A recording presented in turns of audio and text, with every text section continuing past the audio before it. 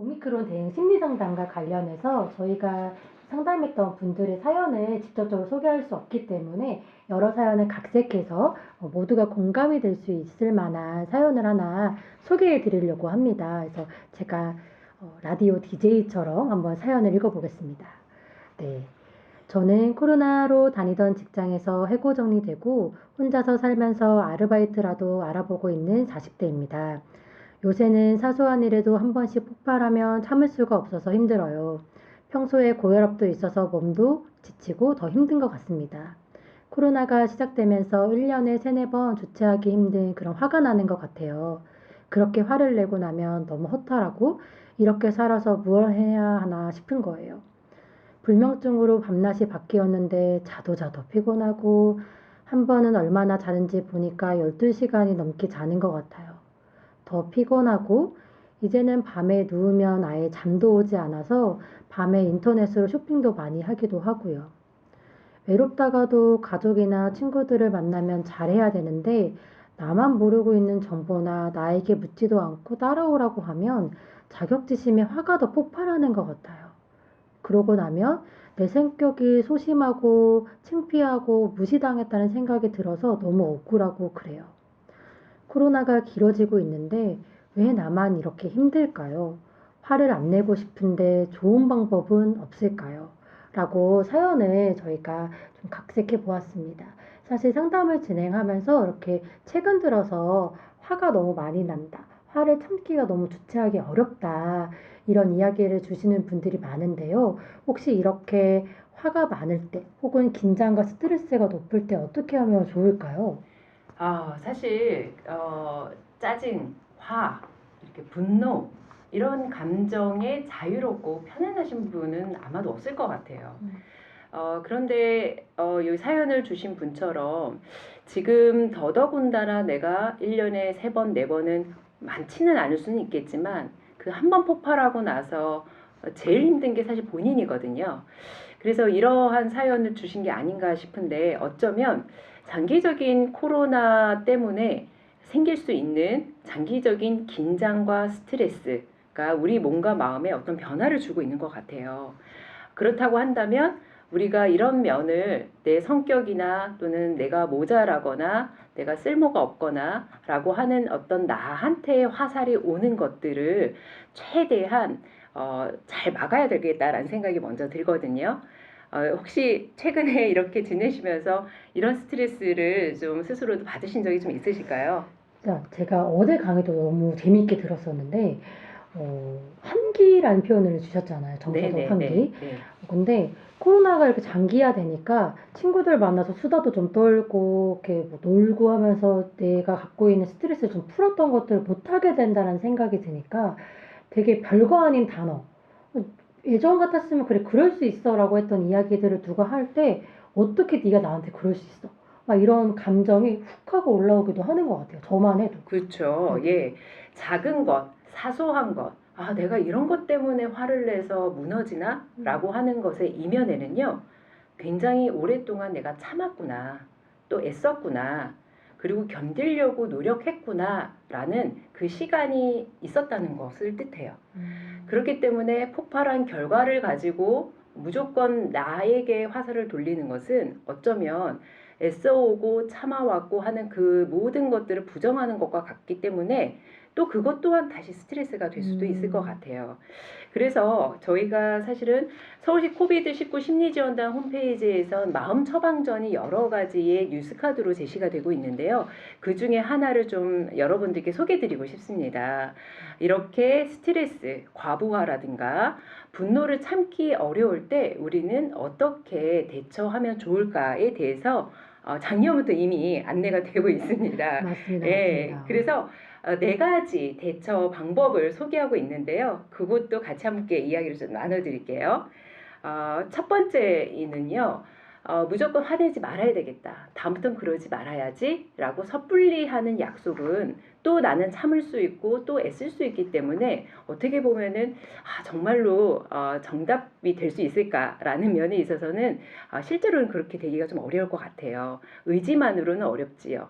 그러면 제일 중요한 건 제가 보기에는 인정 같거든요. 인정은 아, 내가 지금 이렇게 몸과 마음으로 참고 애쓰고 그렇게 버티고 있구나라는 것을 알아차리는 게 제일 중요한 첫 번째 단추인 것 같아요. 그래서 제일 중요한 거는 내가 참고 있을 때는 마음으로 알아차리기는 어렵지만 몸은 상당히 많이 애를 쓰고 있습니다. 그래서 혈압, 뭐 혈당, 맥박, 그다음에 수면 이렇게 생리적인 몸의 상태가 변화가 있습니다. 지금 오늘 교육을 받고 계시는 또 오늘 함께 시청하고 계시는 분들도요. 아, 내가 힘들고 지치고 참고 있을 때 어느 부위가 제일 아프고 힘든지 한번 좀 떠올려 보셨으면 좋겠어요. 오늘 사연 주신 분은 잠을 밤낮이 바뀌어서 많이 자지만 피곤하다라는 걸 알아차리셨거든요.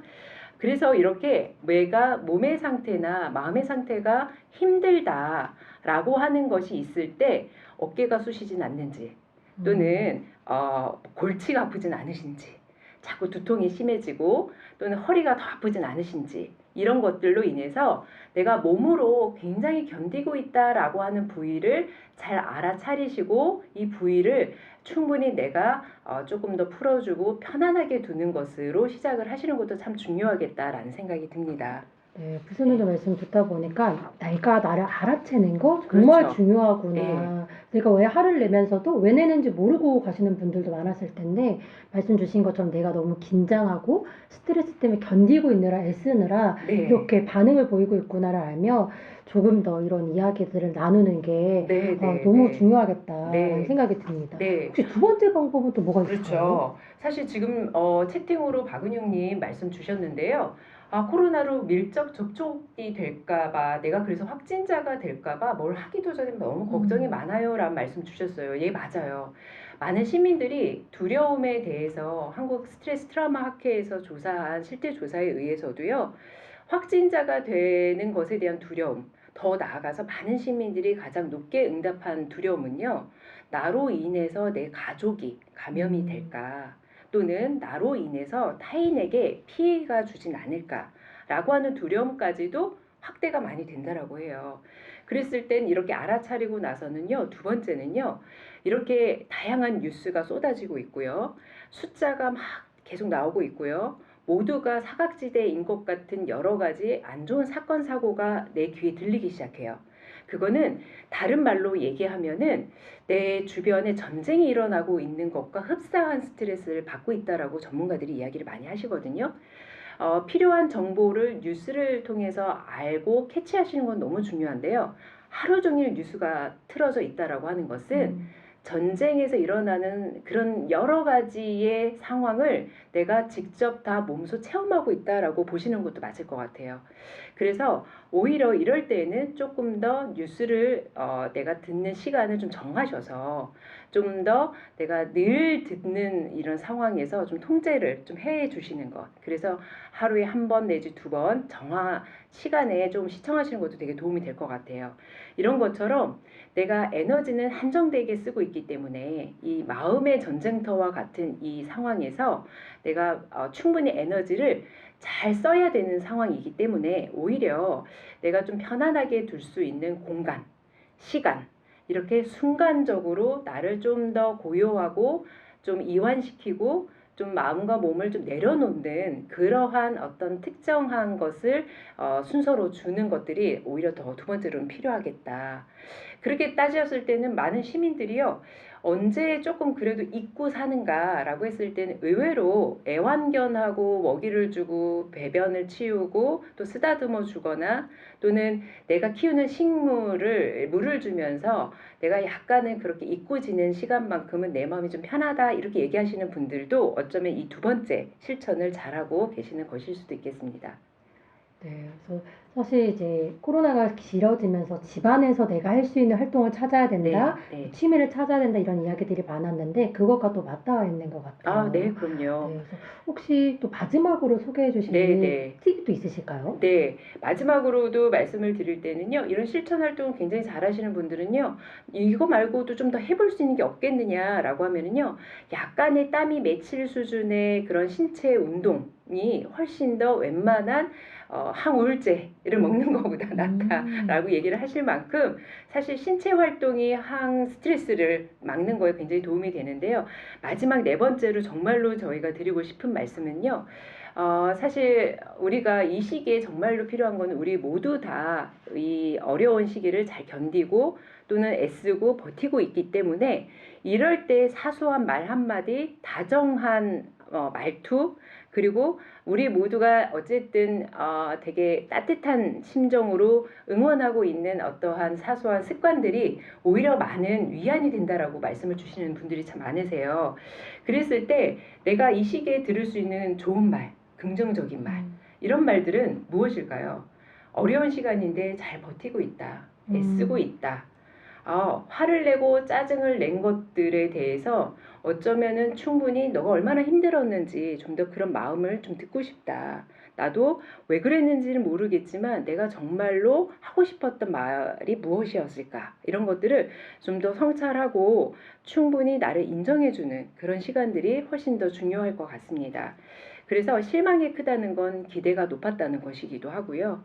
또 내가 잘해보려고 했기 때문에 또 그만큼 또 화가 나는 것일 수도 있기 때문에 많은 분들이 충분히 이럴 때일수록 인정해주고 다정하게 말을 걸어주는 것도 굉장히 중요할 것 같습니다. 네, 배세전자님께서 굉장히 좋은 정보를 많이 주셨는데요. 네네. 혹시 또 다른 정보가 알고 싶을 때에는 어디를 가면 이런 정보들 많이 들을 수 있을까요? 네네. 오늘은 제가 어쨌든 우리가 이 사연을 주신 분들처럼 되게 압박감과 고립감 또 나만 왜 이러지 이런 심정에 대한 스트레스에 대한 대처를 안내를 드렸습니다. 이것 말고도요.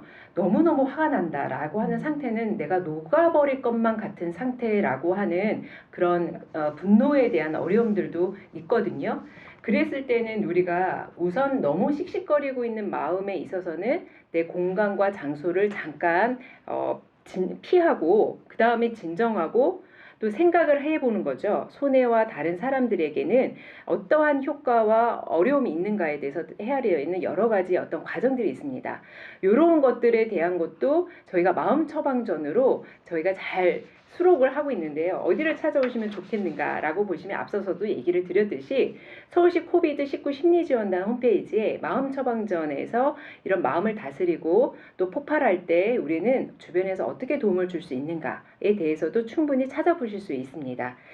더불어서 평소에 이동하시고 그리고 핸드폰으로 모바일로 이렇게 보실 때에는요.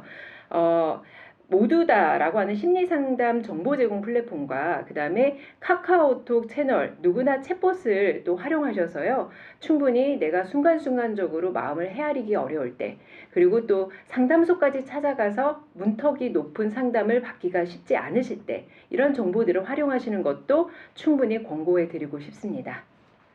네, 지금 이렇게 말씀 주신 좋은 정보들이 더 모아져 있는 사이트가 서울시 코비드19 심리지원단이라고 하시니 한번 찾아가셔서 필요한 정보를 보시면 너무 도움이 되실 것 같고요. 또 하나, 저희 유튜브 채널, 생명사람 마음이음 채널을 좋아요, 구독 꾹 눌러주시면 저희가 채널 커뮤니티를 통해서 오늘은 이런 안내방송에 나갑니다 라고 공지를 드리고 있어요. 그래서 좋은 정보를 놓치지 않고 보시기 위해서는 저희 채널 구독, 좋아요 꾹꾹 눌러주시면 감사하겠습니다.